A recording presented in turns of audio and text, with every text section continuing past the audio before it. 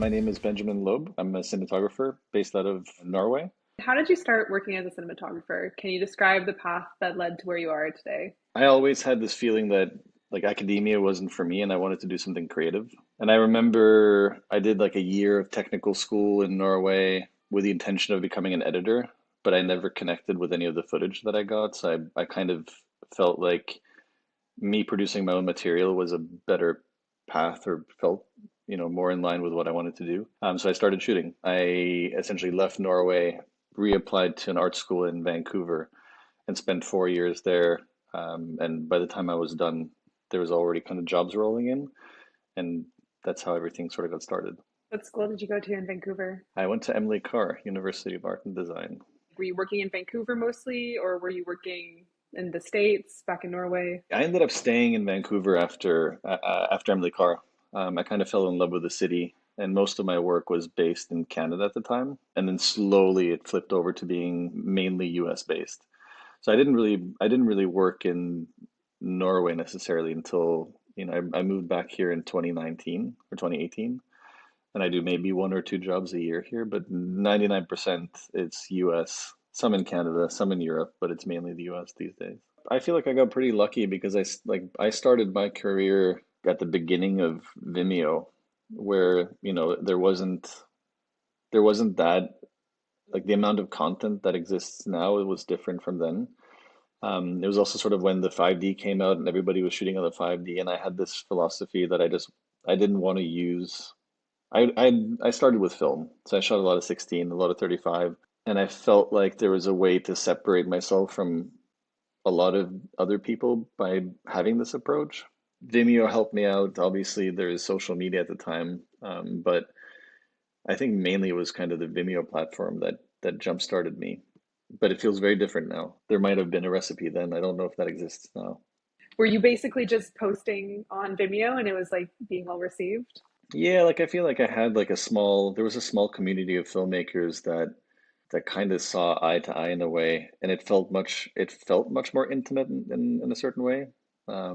And obviously it's because we were a small community of indie filmmakers that were trying to sort of produce our own short films and music videos and that sort of worked out in that sense. But again, as soon as you step out into commercials and all the other things, and then obviously Vimeo and YouTube and all these platforms have changed, and this idea of like creating beautiful imagery has kind of like disappeared because everyone can do it. It's not really I don't feel like that's really it's never really been the goal for me anyways. Like I feel like this idea of like beauty, quote unquote, is such a misconceived term in terms of film, where I like the idea of like treating it as my job has to do with creating language rather than creating visuals, because visuals entail something a little different in my mind. What does a typical day on set look like? It's chaos. Normally I ride the set with a director and we have, a little bit of time, however long the drive is, to sort of, either walk through the day or talk through the shot list or anything we're kind of unsure or want to just double check.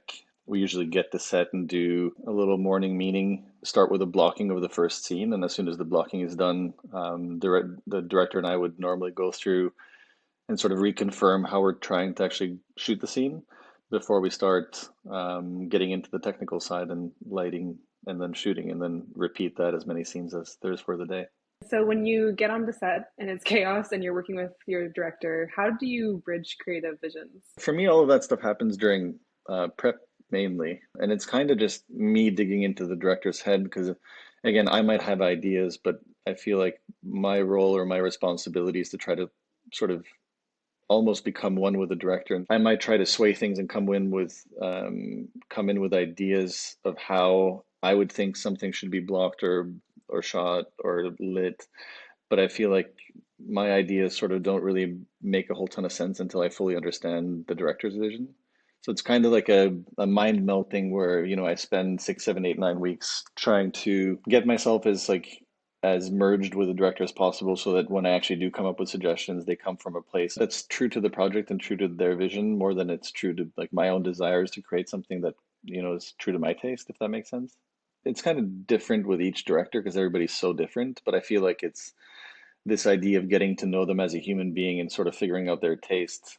And it doesn't, for me, that doesn't necessarily always mean like figuring out what their taste in cinema is like. I feel like you sort of, I've said this before somewhere, but it's like you sort of need to become vulnerable with people and create some kind of an intimacy where you start blurring a few boundaries of like, sure, it's a job, but I feel like there's such an emotional context to how film work where you sort of need to understand how each other work in that capacity in some ways. And then it goes into the creative stuff where I'm usually not a huge fan of like very specific references because I feel like they almost eliminate this like process of searching for something.